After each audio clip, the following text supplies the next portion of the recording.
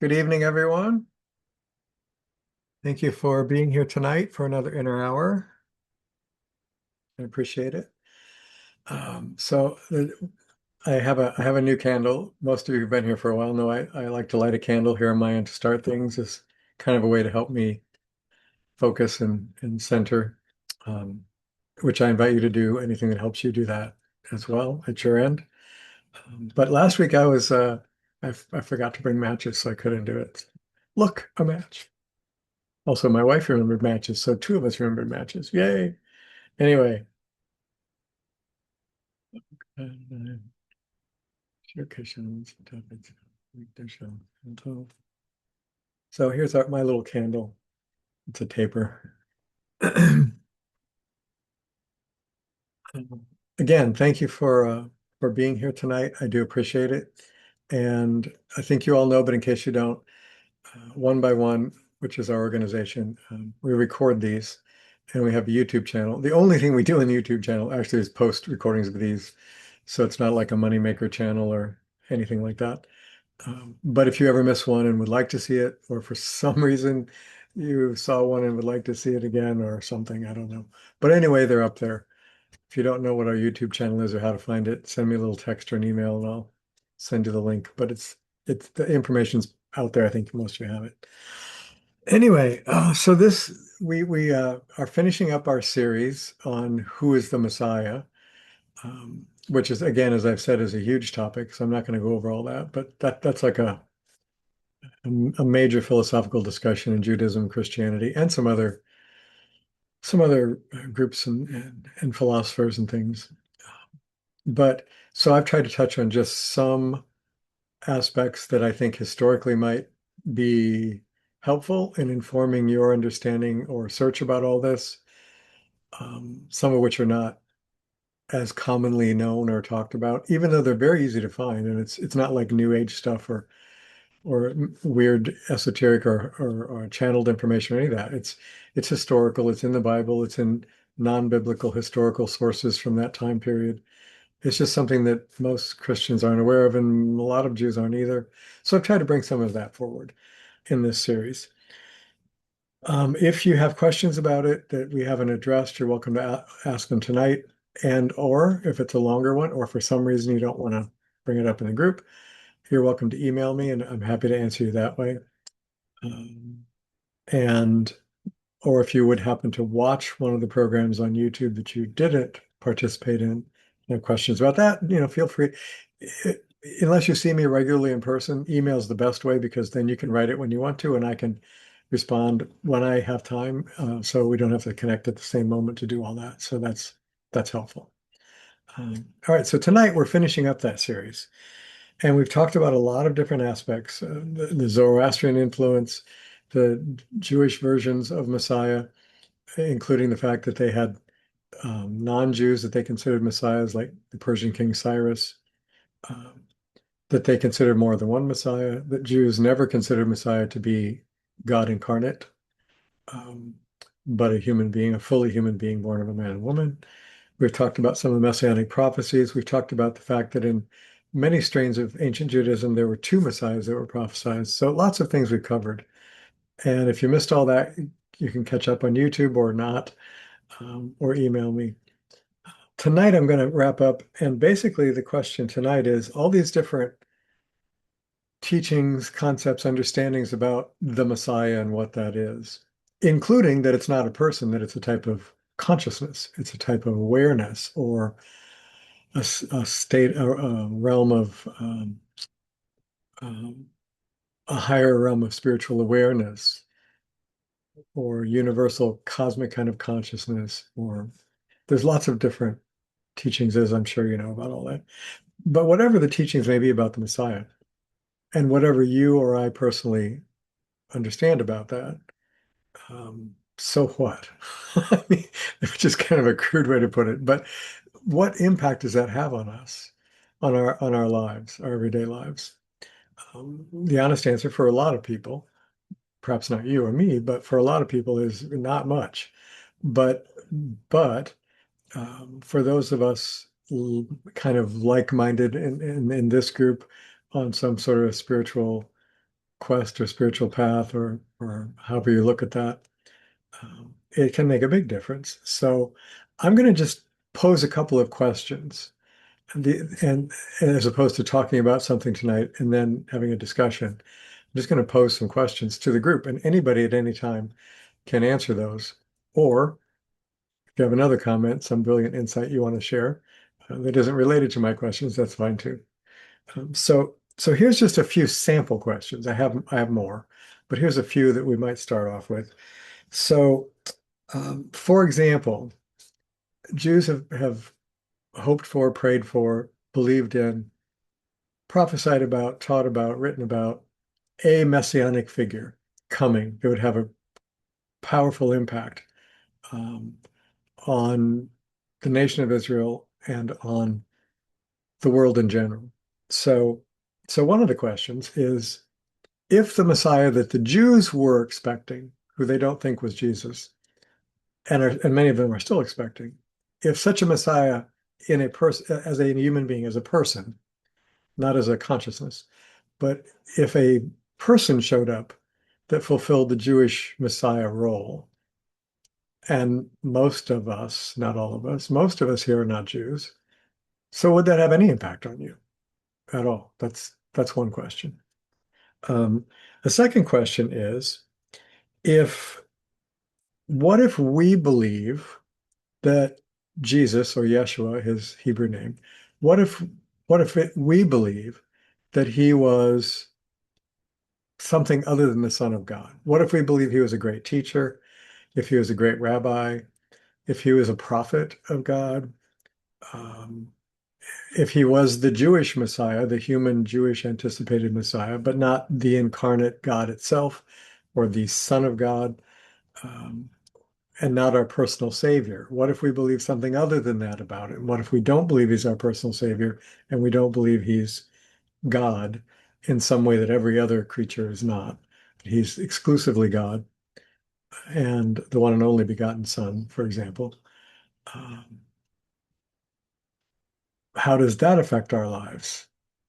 And if we have friends who do believe he's literally the Son of God and no one else ever is or has been or will be, how does that impact our relationship with them if they believe that and we don't? Uh, the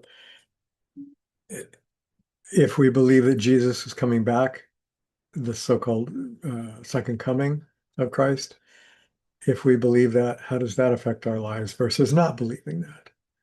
Um, Followers of Jesus, by all evidence we have in the Bible and philosophers of the time, writers of the time, historians, all a very large percent, including Peter and Paul, believed Jesus was coming back, and he was coming back in there like soon, like in a week or two, or a month or two, or but definitely in their lifetime. And if not in their personal lifetime, definitely in that generation. And of course, that didn't happen. And traditional Christians are still believing that he's still coming. Over 2,000 years later, it's like, well, he'll get here. He's still coming. And some people have given up on that hope. So what difference does that make, if any, to you in your life? So those are some of the kind of questions. One of the things I did want to point out, and then I'll stop, and hopefully some of you will address some of those types of questions or others you might have with the group. Something I did want to point out and didn't, because of historical fact that has been misrepresented in many different teachings and corners of faith. One of them is the only begotten Son. That's a very common phrase in traditional Christianity, meaning that there wasn't any other ever or ever will be another, that Jesus was the one and only begotten Son of God. And philosophically, however you feel or believe about that is 100% a matter of faith, which I'm not trying to change. But historically, that is based on a poor translation. It comes from Greek in the New Testament, where that appears. Largely, it's in the Gospel of John, but the word that's used when your English Bible translates it as the only begotten Son of God, um, That's not actually what it says in Greek. The Greek word is monogenes, monogenes. Um, that doesn't mean only or exclusive, has no connotation of that whatsoever. It doesn't mean begotten, it means unique.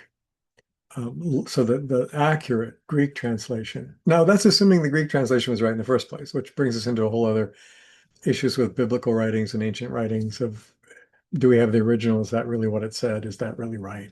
All those questions. But um, the original Greek, as it stands in the New Testament, all the versions of the New Testament that exist today, monogenes means unique. He was a unique um, son of God. So, so that doesn't imply that he's the only. It doesn't imply that there's any special way that he was born. It doesn't imply any of that. Um, we have 6 children, and every one of them is unique. None of them are carbon copies of each other. They don't think alike, behave alike, have the same personalities, the same interests. None of that. You and I are all unique. So that's not saying to people who would have heard it in that century, who understood Greek, it was not saying to them what we've been taught to hear that it's saying now. So that doesn't have to change your belief system, but maybe it can inform it that there's been a lot we've been taught as being biblically sound that actually isn't when you look at the original Hebrew and Greek languages and the history of how those particular texts evolved over hundreds of years. So um, that's just something I'd meant to include in the series and forgot, because it is a big deal in Christianity and a big deal in Judaism because they reject that idea. They wouldn't necessarily reject the idea that he was a unique child of God. I mean, that's kind of pretty consistent with many other spiritual faith traditions. So, okay, enough of that. So, uh, anything that anyone like to address about the how any of this really impacts your life, either the questions I've raised or some other ones. If anybody would like to start, just feel free, or put up your hand if you want to use one of the icons. You can also say it doesn't impact my life. I can't wait till we get to another series. That's okay too.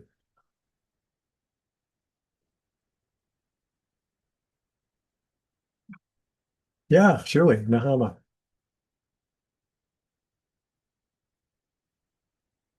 Okay, there you go. Yeah. Mommy had one. Great. It's definitely an interesting question. What does that mean? And something in Judaism that's, I don't know the history of it, but the idea of a messianic consciousness Mhm, rather than a Messiah per mhm, se. If each of us bring the best we are, the mhm. best we can be, and that would entail many of the teachings that Jesus taught Yeah, about yeah, loving and yeah. kindness, and that the Torah is full of. No If we kidding. brought that to our world, I could imagine a messianic time. Yeah. And so I just wanted to bring that out. Um, that and the fact that through history, if we look through history, there have been people throughout history who've talked about goodness and that sort of things, Mm, mm. and and they don't tend to fare so well in the end. I think it's threatening to those who want power. Yeah, I would agree with that. Uh, Yeah. Definitely. Mm. And So, our history, sadly, not just Western history either, for that matter, but right. definitely demonstrates that. Yeah. Yeah. Yeah. So I'm a proponent of trying to live the best, most kind, compassionate, loving life I can. Hmm. Hence your name. Oh, this is true. That's for, yeah. Yeah. No, Yeah. that's a thank you. That's a lovely insight. Thank you. Mhm. Anybody else?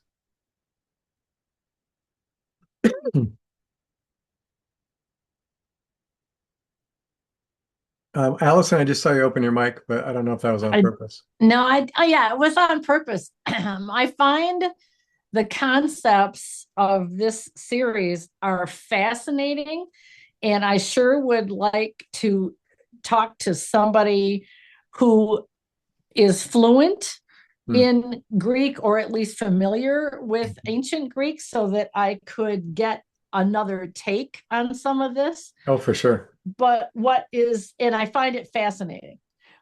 And some things that I've heard you say that would, shock and probably cause apoplexy in my church. Yeah, You know, I know. I actually, our new pastors, it wouldn't, but it would be other people in the church. But anyway, it's interesting to me that I don't feel like it doesn't change anything. Yeah. I am, I am definitely called to be Christian, and I know that. Yep. And yet I have a very expansive view, I guess. Yeah. And I love hearing and learning about these things. And, just like the woman, I'm afraid I have not learned how to pronounce names correctly, but who was just speaking, Nahama. Yeah. Nahama. And she was talking about trying to be, the most compassionate and kind person that she can be. And I'm really kind of right there with her. It's like, I want to continue to work on what Jesus said for us to do. Yeah. How he wanted us to act and treat other people. And for me, that is the absolute essence of being Christian. And the rest of this stuff is kind of interesting. Yeah, I love that. I love that understanding. Thank you, Allison. And yeah, it would be I mean, it is good because like with any translation, even modern, like if you don't know Italian and somebody says, "Well, it means this in Italian," well, maybe it does, but you don't read Italian. You don't. So maybe are they right? Are they fluent with Italian? Are they really familiar with it? Is it just kind of their take on it? Are they really quirky and out there? They're just like stretching something. I mean, so multiple sources, particularly with foreign languages, and especially ancient ones, is really helpful, for sure. And if you so that's lovely. I also want to just say that I think what a lot of people are coming around to slowly is that you said you were called to be Christian, which I 100% think is right. I think that when you can say that, or I can say I'm called to be this, or I'm called to be that, or I'm called to be involved in this group, without saying therefore, and you have to be also. I think that's a really healthy space to be because I don't think any of us have all the answers in the whole picture. And I think what a lot of people are coming around to is that if we live the idea of loving kindness and forgiveness and compassion and trusting God, if we live that, then the individual things of our faith are kind of secondary importance. They're of importance if they support that. But I'll be quiet right after this because I know my wife is already thinking I'm talking too much. But I had a good friend who was a minister years ago, and reincarnation is a very, very almost 2/3 of the world religions teach and believe in reincarnation, and it's not a Christian. Now it's not a Christian concept. There's early on stuff that is another thing we could talk about sometime, but it's certainly not a Christian teaching now. And I was asking this good friend of mine who is a minister about what he thought about that. And I expected, well, no, it's not in the Bible, so it's not true. And Jesus didn't teach that, so it's not true. And you shouldn't believe that because it's not in the Bible. And what he said was really astonishing to me. He said, I think it's irrelevant. And I was like, excuse me? And he said, I think that Jesus taught what's essential, kind of like what Allison just said. And I'm going to believe in that. He also taught things that were antithetical to that, that would prevent you from doing the things he taught. He was very clear about that. So if he didn't say you should do this, and he also didn't say this is completely wrong, don't look into this and don't believe this at all. He also didn't say that, which he would have if it were a problem.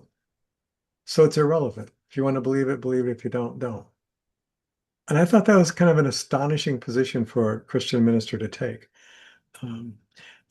But I've had a lot of conversations with a number of Christian ministers, most of whom were very open to learning some of these new things and historical things. Many of their congregants have not been, so in my limited personal experience. But anyway, enough of me. I have found that to be true also.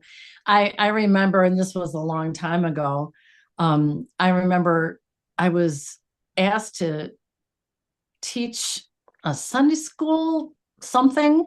And so I was looking at, I think that's what it was. I was looking, or maybe take a class, and I looked at the front part, and the front part stated of this book, which was not written by our church or our denomination, but it said something that I absolutely knew was not true. And it was something about, that Christianity is the only path that Christ is the only path, and Christianity is the only path to God. And I absolutely know that's wrong. And I told my pastor, I said, well, I hate to actually tell you this, but I don't believe this and I can't teach this. And he said, oh, we don't want you to teach that. That's just the front part of the book. We don't believe it. We don't believe it either. And interestingly, I just got a copy of the United Methodist, the social principles. And in there is a whole section, I mean, it's not huge, but a section that says very specifically that we, as the United Methodist Church, honor the faith, the enduring faith traditions of the world, and we believe there are multiple paths to God. Oh my goodness. See, now that, because I grew up in that church. Well, it was just called the Methodist Church back then. Yeah. But so it's slightly different. But that was definitely would have thrown everybody into a tizzy in the church I grew up in. Isn't that exciting? That's very exciting. Very excited. Yeah, I'm really happy you shared that. Thank you. I did not know that. Is it possible to either send me a link or the name of that or something so I could Yes. get a copy of that? Yeah, I'm trying to think where I have it. I have Well, it I mean, in don't paper form, spend a lot of time, but but I know it exists online, so I will find out where it exists, and I just am relishing that. Me too. That's lovely. And there are people that I would that would appreciate that because a number of people, I mean, most of the people that I work with in this one-by-one service we do are already pretty open-minded or searching for something more or whatever different or more universal. But there are a number of them who come from very, very traditional fundamentalist Christian background. And while their personal understanding is kind of broadened from that, emotionally, they feel worried about it. Like maybe it's not okay that they're asking some of these questions. And so that would some of those kind of things when the church itself puts it out would be very reassuring to them, I think. So yeah, if you can come across that. Yes, I know it exists. I just don't know where, but I will either find it myself or I'll just ask the pastor. Super. Where the link is. Yep. Appreciate that. Thanks so much. All right. Anybody else?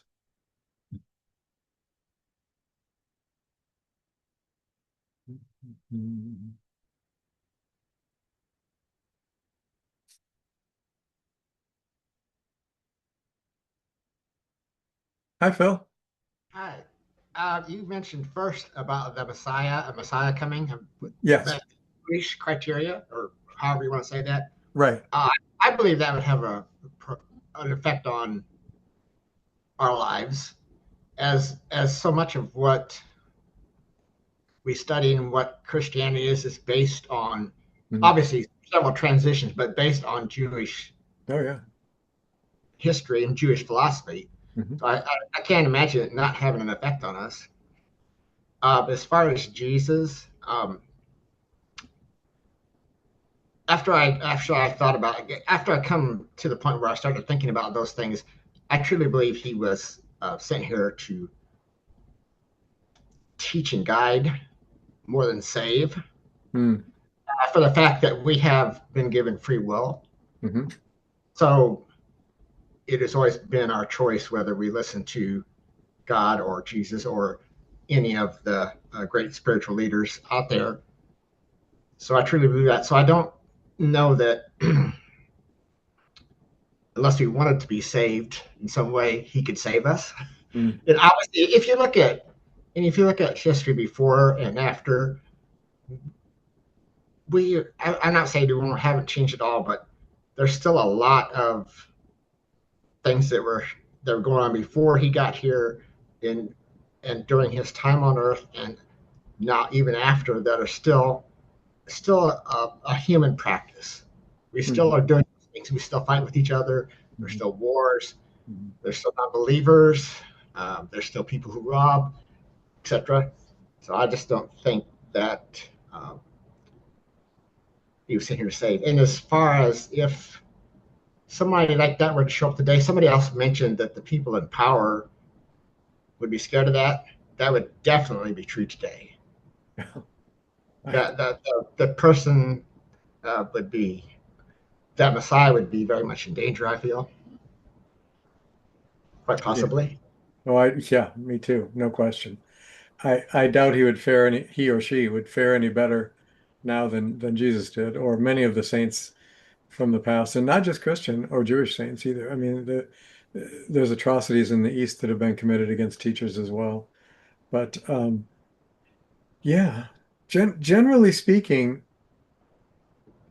all the great teachers um, focus on the power of God and allowing God's power dominion in our life. That's an oversimplification, but it's pretty much universally true. And all people in state, political, and for the most part, religious power also. Um, that's to most of them. That's a threat because their power becomes either sublimated to that or irrelevant in the face of that, and it never goes well with those who are holding power. I mean, it doesn't. So, yeah, I think it's a dangerous thing to be a messiah on this planet, you know. So, I agree. I agree. but thank God some of them have, or whether you think of them as great teachers or however you think of them, thank God that they've been willing to do it and that God has sent them and they've stepped into those roles because, uh, truthfully, without Jesus, particularly without him, but without many of other great teachers that have come, we wouldn't, knowing what we know now and how easy it has been for us to acquire these teachings and this knowledge and this wisdom, um, we wouldn't have had exposure to any of that, and it would have been much, much, much harder for us. So, yeah, Yes, yeah. I can see. Thank you. Yep. Thanks, Phil. Appreciate that.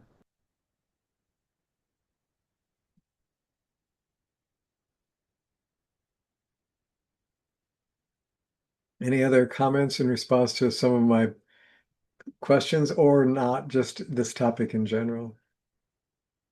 Could you please repeat the question about friends or family and what they're believing and how that affects us? Yeah, I didn't I can't repeat it word for word because I didn't have it written down, but um, the idea being basically if we have people who are really close to us in our lives, friends, family, whatever, who really strongly believe that Jesus is the only path to God, that he was literally the one and only Son of God ever, that he literally is the Savior for all mankind forever, and that our belief in him solely is what determines an eternal life in heaven or an eternal life of agony and torture in hell. If they really genuinely believe that, that's their understanding of him. And that's not our understanding. Even if we honor him and value him and try to model our behavior after him, try to live the way we understand that he told us to live, even if we try to do all that, but we don't confess him as our savior, then from their perspective, we're going to hell and they care about us. So how does that impact the dynamics of our relationship? How do we relate to them? And how do they relate to us, given the fact that we're going to hell and they care about us? What becomes of the dynamic of our relationship, given those very divergent beliefs, let alone totally rejecting him, like saying he was a phony and I don't want anything to do with him and Christianity is a bunch of fraud. And I mean, not even antagonistic, but just not with the no, I can't tell you that I think he's my personal savior for all time and nobody else. And then and without him, I'm lost forever. If I can't confess that, what happens to our relationship? So, did you want to say something in response to all that? No, I'd just be interested if anyone has any ideas how to compassionately connect with people like that. I don't have a lot of people in my life that way, but there are some people. So I don't want to belittle them. I don't want to kick out crutches. I don't mean that as derisive as it sounds. But if it's important to people, then I want to honor that in them. And at the same time, I don't want to pretend to something I obviously don't believe either. So if anyone has any ideas for compassion and how to connect, and I would be interested in that. So I see James' camera came on and Liz's hand went up. So I saw Liz, let's go with you first, and then James, I think you have something. So if you can hang on just a second. Hi, this is Liz. Hello. Um, I guess I'm glad you brought up this topic. I don't know that I have any answers. We have my mother was married to my father until he passed in 75, and after that she had a boyfriend named Lawrence. And Lawrence is from Bellefontaine, so his family kind of claims us as family, which is lovely. They keep claiming us as family, which is nice. So his ex-son-in-law, who's now married to a different woman, just came up on us a few years ago in the yard and started chatting with us, and they're wonderful people. They could not be any kinder. And they said, oh, if we ever need any help. So we started hiring them to do like helping us with household chores and things like that. And they're going to celebrate Mom's birthday with her in a week and bake a cheesecake. And they're just wonderful, wonderful people. They're very traditional Christians. And they know mom is an atheist. And I believe in God, but it's really kind of weird. They don't quite get that. The lady of the couple they're both wonderful. She's asked me, well, tell me to explain. You say you're not a traditional Christian, but explain it to me. And I do not have an elevator pitch for what I believe. I don't have a 20-second, Right. I don't think that's honoring to what I believe to try to do it in 20 seconds, And I just keep saying, well, I'll tell you, but meaning like, let's go have coffee sometime and have a longer conversation, but it's just never come up. I mean, we've never gotten there. So they keep inviting my mother to events where their new minister is going to be. And they keep inviting her to their church. And especially the woman of the couple is just really pushy about it. And she's like agonizing, asking mom to come to things. And finally they said, well, can our new minister come visit you? And they're saying how wonderful the new minister is and what a nice personality he has and all that. And finally my mom agrees, but it makes me angry. It's like, leave her the bleep alone. She's an atheist. She's not interested. She's just trying to pacify you because she likes you. I feel like it starts to make me mad. There was a time when, as graciously as I could, I kept saying, they kept inviting her to something. And I kept saying, gosh, I don't think mom can come. Gosh, I don't think mom's interested. And I kept saying, gosh, it's probably not going to work. Again, so many times, and finally her husband kind of pulled her out of the room. But I don't want to make anybody wrong. And like like Anita said, I don't want to take any. And all they know is what they've been taught, traditional kind of Christian, and all the stuff that, the kind of traditional stuff, Jesus is the only way. And they really think they're really, they feel bad. Exactly what you said. They think we're going to die and all that stuff. And they really care about us. Mhm. So I know my only job with my 83-year-old mom is to be honoring, period. Mhm. So whatever's happening at the end of her life here, and I was just out there screaming at her about 20 minutes ago. Mom, Mom, I've said this 6,000 times and you keep hounding me. I can't take it anymore. And then I kissed her and I apologized. But anyway, that only pops out once in a while. But anyway, but my job is to be honoring her, period, and support her in her choices and try to support her choices as much as I can. That makes sense. Whatever she wants to do with the rest of her life, Yeah, good. support her as much as I can. That's my job. That's it. And I will be her Guido. If people are giving her crap, I will just try to get them away from her. Anyway, I honestly, I don't know that I have a good answer. I know with these two folks, because we are in our lives and they're wonderful and they're kind and they're fantastic. And that's the only thing that we bump. I just, as kindly as I can, thank them for what they do for us by caring, not just the work, but caring for us, being loving to us. And it's kind of like I jingle my keys in a different direction.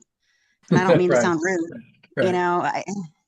Well, I So appreciate that. I- but I have I a don't- question. I have a question. What does your mom say to them or to say to you about them? my mother will not confront them in the moment. She feels extremely uncomfortable and she's not going to tell them, go away, leave me alone. Afterwards, What does she She say said- to you? she's an atheist. She's I an know- atheist. I She has understand. she has zero interest in going to their church. She might be willing to meet their pastor because there's a friendly Yeah, visitor. but that's not bullshit. that's not the question though, Liz. The question Annie asked was, what does your mom say to you about them? You haven't addressed that.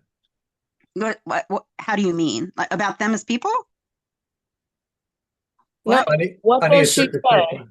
Yeah, what does she say? When I understand that she's not going to confront them, but Right.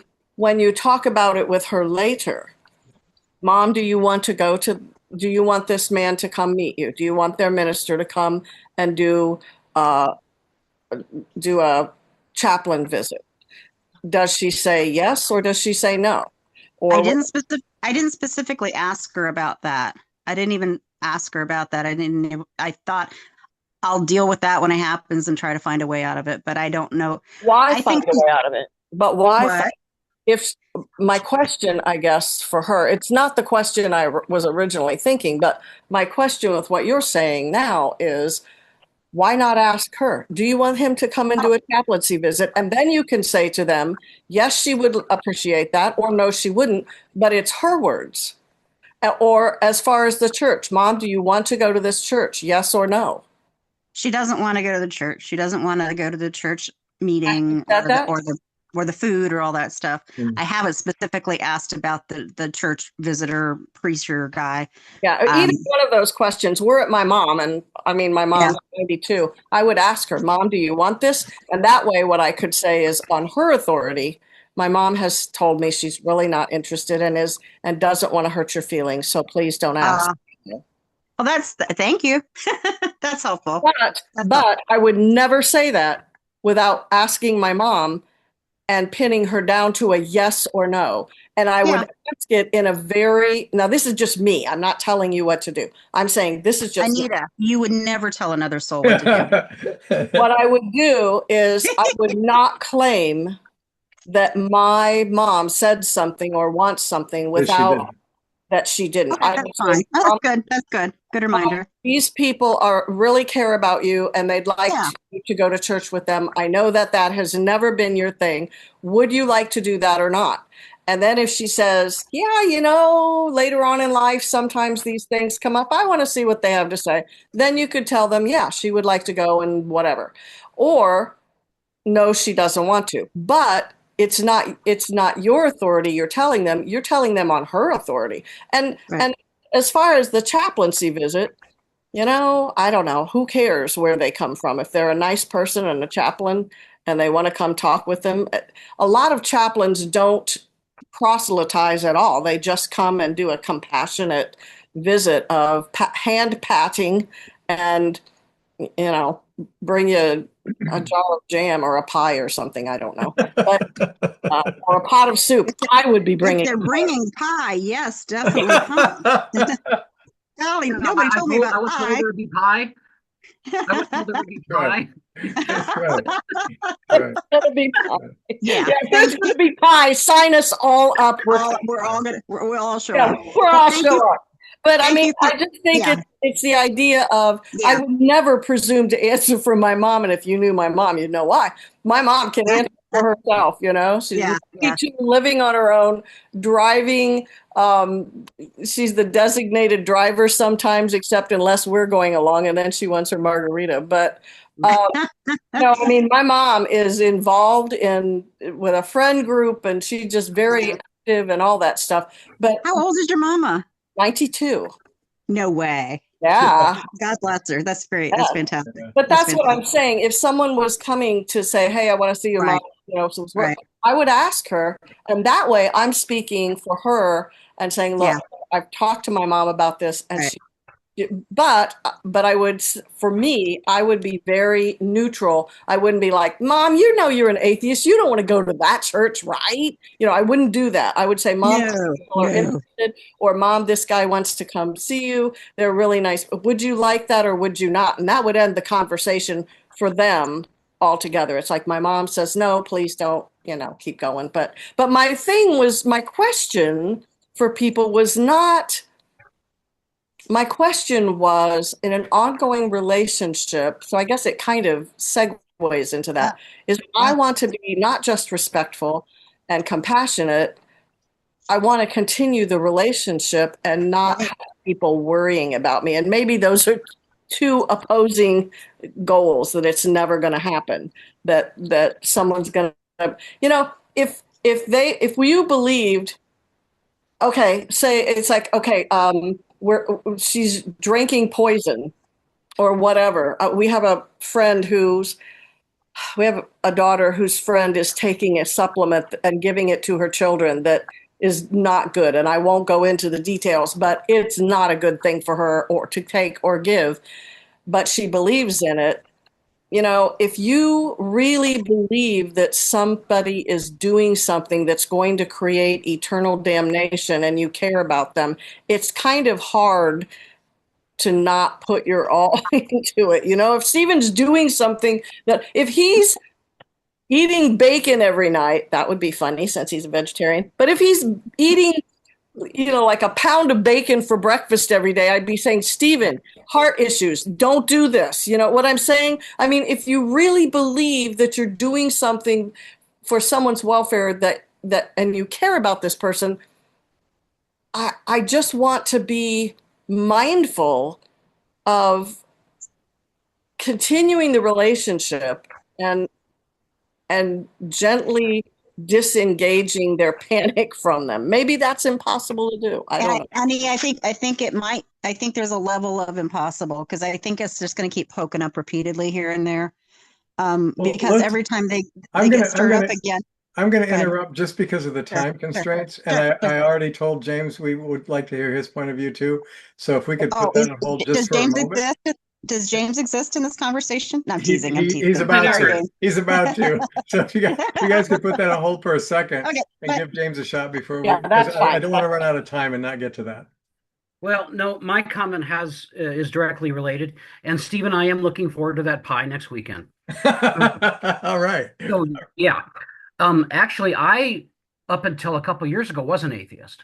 And I was a dyed-in-the-wool atheist Yeah, you from the were. time I was 17. Yep. Certified in college. And I can tell you, Annie and Liz, that the end result of those people who desperately try to change your opinions is they break off the friendship. Mhm.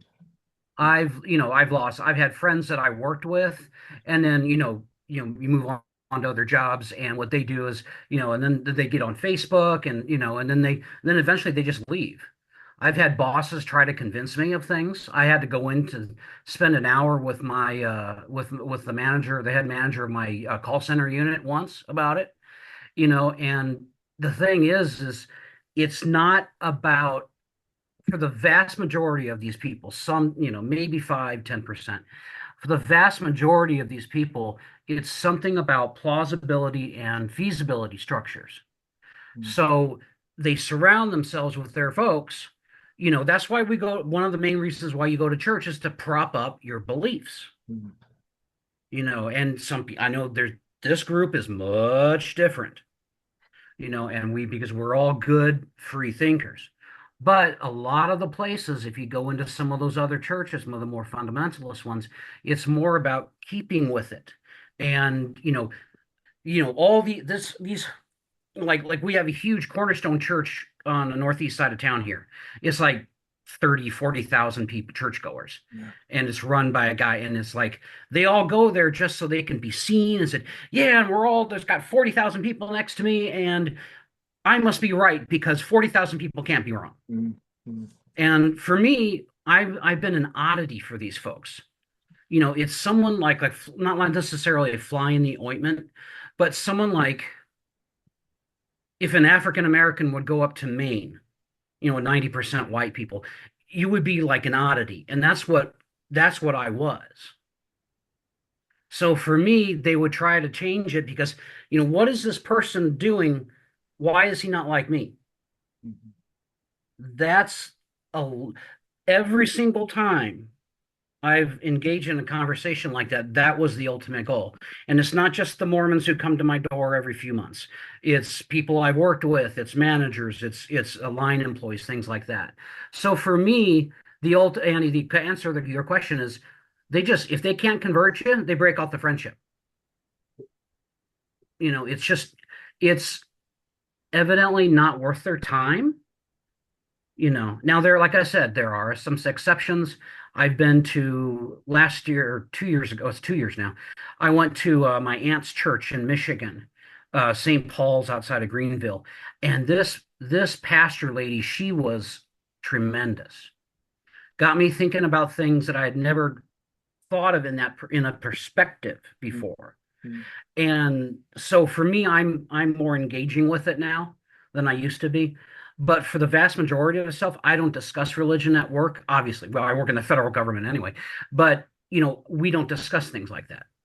We tolerate each other, but there's always that line, because I've had people cross that line with me before, and it never ever ends well. So there you go. Yeah, thank you, James. Mm-hmm. Yeah, it's very sad. I'm sorry for them. They're missing somebody really amazing. Well, I'm always trying.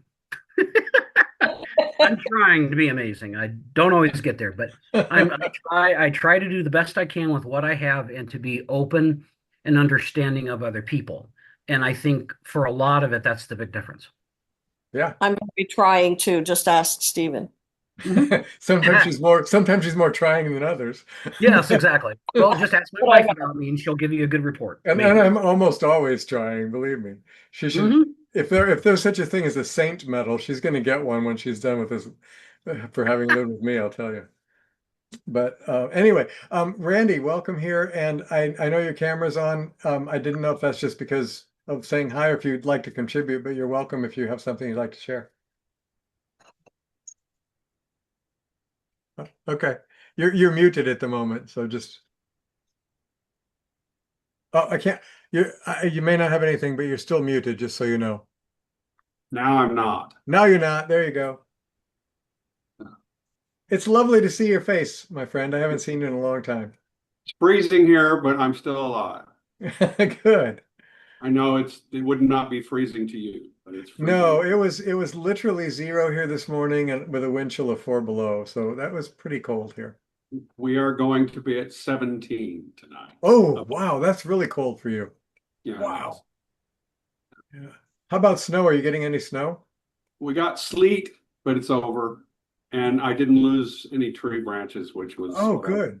Good. I lost a bunch the last time this happened, but it was sleet and not freezing rain. So That's what we usually get here, and it destroys a lot of things. Yeah. Yeah, well, I'm glad you weathered that well. That's great. So glad. For those of you who don't know, Randy is an extraordinary musician and composer, and we've known each other for a very long time, though we don't get to connect physically for many years. But welcome here. It's lovely to see Thank you. you. I'm Yeah. glad I could be here. Yeah, and he's also many other things. He's a talented writer and really cool person. So Where's Randy from? Austin, Texas. God bless See you. the blue bonnets back Blue here? bonnets, right? Those are a Beautiful. picture from another time. Randy, James I'm in James is from San Antonio. Oh, okay. Yeah. So yeah, we're gonna hit about 19, I think, tonight. Above or below? Oh, in San Above. Antonio. Oh, in San Antonio. Yeah, Yeah. right. We're going to be 2 degrees lower than that. Wow. 17. When you get down that far, you really can't tell that much difference. Yeah, yeah. I have my Midwest winter merit badge. Lived in Ohio for 3 years. Well, there you go. You've been through it. Yeah. I have Good been man. through it. And it was 1979 in Cincinnati, which was one of the worst they ever had. The Ohio Yes. River froze, and people like blithering idiots were walking from Ohio into Kentucky across the river. Was it the blizzard of 78? Yes. Yeah. God bless you. Yeah, I That lived. was something. Oh, Boy, I that get- was something. Why That moved was- to Austin, Texas? Well, welcome to Cincinnati. Oh yeah, we're doing this. Yeah, Okay. right. So what you're saying is we're not likely to get you to move to Fort Wayne anytime soon, right? Well, I don't know. It wouldn't stop me, but I can't say that when I moved back to Austin, I wasn't thinking about the weather. Yeah. I loved Cincinnati. I loved the people. It was a great area, but I thought I don't want to do those winters the rest Yeah. of my life. So Yeah. I Understood. didn't grow up with it, and that's kind of what happens to you when you don't grow up with it. Yeah, for sure. For sure. Thank you, Randy. As long as we're doing, Yeah, as long as Eunice, we're go doing ahead. weather. Saturday morning, 30 below. On this planet, Like wind chill? Yes. You're talking wind chill or thermometer? that's not Mars, No. that's Earth. Thermometer, Okay. thermometer at the front door, 30 That's Alaska. below. That is Alaska weather. Wow. Probably the coldest weather Ted and I remember in our lives. I would think. I would think so. Although the same time in the 70s where they were talking about the blizzard, I know we were getting in the 20 belows where I was living. Hmm. Yeah, 26 below was the lowest I saw there. Yeah, well, Which was- Wow. Nobody here believes that's possible. But Yeah. We have friends that used to live in Alaska and up by Mount McKinley or Denali as they call it. And they said that school kids that traveled by bus to the schools, that they did not close the schools unless it was colder than 30 below. So I can't even, that doesn't even compute for me. But anyway, so moving back to, Yeah, besides the weather report, yes. talking about people who, are very committed to their doctrine, and if you don't believe in the Lord Jesus Christ and all that. Mhm. One of the sad things in my past was, yes, I was living up north and been going through, rough things. And I got down to Kalamazoo for Christmas. And I believe I arrived on Christmas Eve. I had not seen my father in many months, maybe almost a year. And as soon as I get there, it's Christmas Eve, and all he can talk to me about is going to church with him the next day. Hmm. Which was something that was simply not going to happen. Mhm. And he would not let it go. And, I was just thinking, you haven't seen me in this long, and all you can do is bring up this, long-standing family Mm. conflict Mhm. about that. Mhm. And I thought that was pretty sad, but I didn't go up and go to church. The last thing he said was, well, we leave for church at such and such a time. I mean, even when I kept repeating no, no, no, that's where he left it. Mhm. Yeah. So I just stayed in bed while I heard them all getting ready for church. Yeah. Yeah, it's So as Ani said, to me, it's a sad thing when any faith in God divides you from people you love, whether that's a Muslim faith, which divides many people from people they love, whether it's a particular form of ascetic faith of some kind where you withdraw and cut off connections in the world, whether it's some kind of cult, whether it's a guru faith, whether it's a Christian faith, whatever it is. To me, it's extremely sad that somebody's faith in God can distance them from people they love and who care about them in their lives. That seems to me to be exactly the opposite of what God wants. But it happens a lot, and not just with traditional Christians. But I'm going to turn it over to Nahama and or Shuli here for a moment before we wrap up. So go ahead, folks. That was me, Uncle Stephen, this time. All righty. One, Auntie's, for her, well, one, thank you finally for owing me my snow day.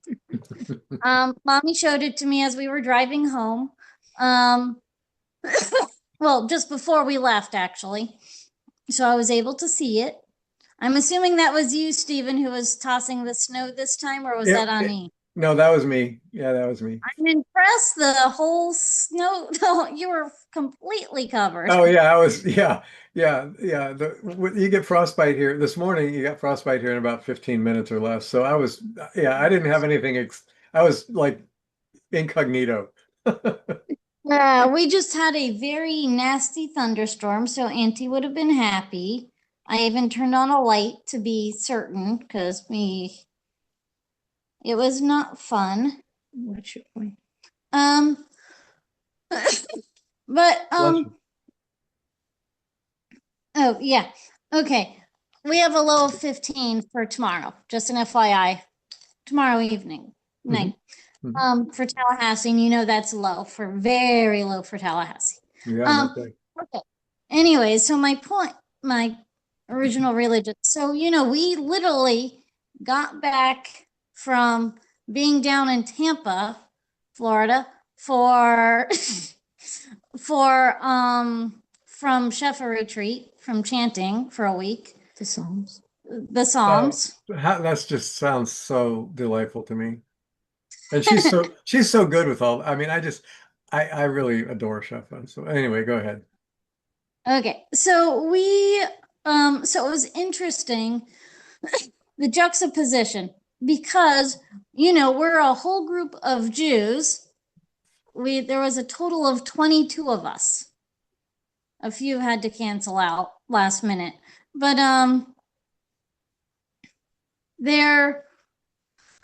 but at a Franciscan center, so a Christian, retreat center. And it was interesting hearing from people who were a little weirded out by having crosses in their rooms. Oh, right. It was the full on, crucifix. Well, yeah, the crucifix. Yeah. And stuff.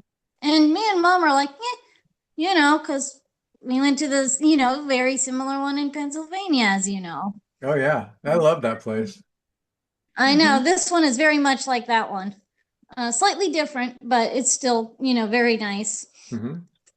And it was interesting just hearing the difference of people like that. And me and Mom are looking at each other going, okay, new. I mean, we don't bat an eye at it. It's just they love when we come. They even, I heard them talking about it. They're like, yeah, come over next year. We'll be Yeah. happy to have you. So it's just, That's nice. That's very nice. I used to love talking to the sisters at the Bethlehem, Pennsylvania retreat we would go to, and they were great. Yeah. yeah. So it just made the whole conversation going on just made me think of that. Yeah. That's all. Traditions, you know, if talking about messianic consciousness, Mhm. tradition should embrace, we're all different. Yeah. And the creator, I'll just use that term because I don't want to use any particular Right. narrowing, these guys say this one or these guys say this one. Creator's pretty smart and he knows how different we all are. So there's many paths, or she knows, or whatever, There's many paths to the divine. Yeah. And so, and that seems to be built into our world. Yeah, I agree. We're getting at the end time here. I want to close with a thought. This is from a Christian writer named C.S. Lewis, who was an atheist for most of his life, and then in his later adult years became a Christian, Anglican, actually Christian. But he was interviewed, well, one particular time, probably many times, one particular interview I saw of his about his faith. And they questioned him about, so what about this Jesus being the only way to God, the only way to salvation, the only way to heaven? What about all the people who were born before him and never heard about him? They're all doomed to hell now. What about if there's life elsewhere in the universe? If there's other sentient beings in the universe, are they all damned to hell because, they don't believe in him? What about that? Is he their savior too? And they were asking some of these kind of big picture questions. And I really thought his answer was very insightful. And what he said was, I don't know. I don't know. What I know is this is my path. This is my salvation. What God has worked out for all the other souls, wherever they may be in his entire creation, I don't know. But I know he's worked it out. So I thought that was a really lovely way to look at things because it's very inclusive as opposed to very exclusive, without denying he's committed to that particular faith in their way, So I thought that was for me, that sat really well with me, and I thought that was a wonderful answer. Whether you're talking any spiritual path, this is what or like Allison said earlier, I know I'm called to be a Christian. This is what I'm called to do. This is what God has designed that works for me. But who am I to say what he's designed that's going to work for everybody else? So I thought that was a lovely insight. And personally, I think that if there is an adversarial force in the world that is sometimes talked about in Christian, Jewish, Islam traditions, and in Eastern traditions as well, the dark side, the dark side of the force, Luke, whatever you call all that. If there's such a thing, I can't think of a better plan for their side than to have people of faith hate each other and fight over what they believe. So I don't think that's a Christ-like thing to do. That's just my take on it. But